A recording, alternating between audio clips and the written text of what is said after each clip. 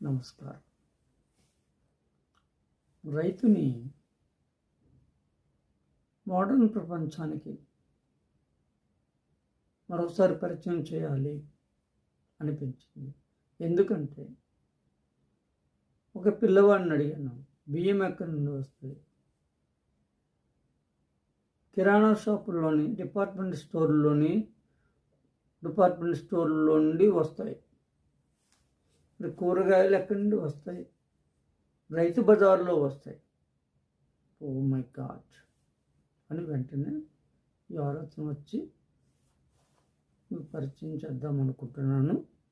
రైతు ఒక యజమాని, పనివాడు మాత్రం కాదు, ల్యాండ్ లార్డ్.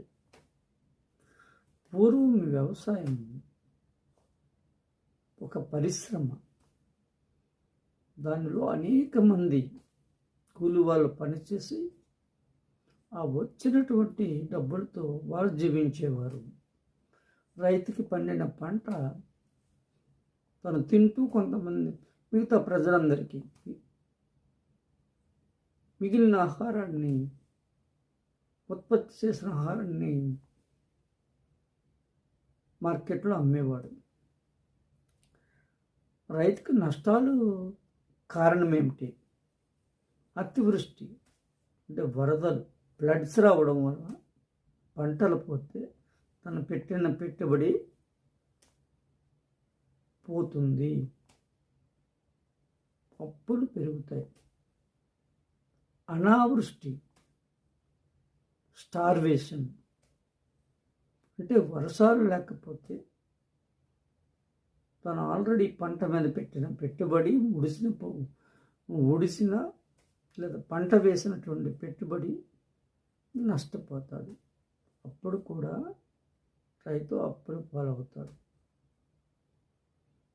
ఒకసారి అప్పు తీసుకున్న తర్వాత మళ్ళీ తిరిగి పంట పండే వరకు వడ్డీ పెరుగుతుంది కాబట్టి ఆ వడ్డీ అసలు తీర్చడానికి అతనికి అప్పుల భారం పెరుగుతుంది. తదుపరి రైతు నిరక్షరాస్యుడు భారతదేశంలో. అతడు పండిన పంటకైనటువంటి ప్రొడక్షన్ కాస్ట్ మరియు అతనికి రావాల్సిన లాభం రెండూ కలిపి వేసుకుని మార్కెట్లో దాన్ని అమ్ముకునేటటువంటి తెలివితేటలు రైతుకు లేవు.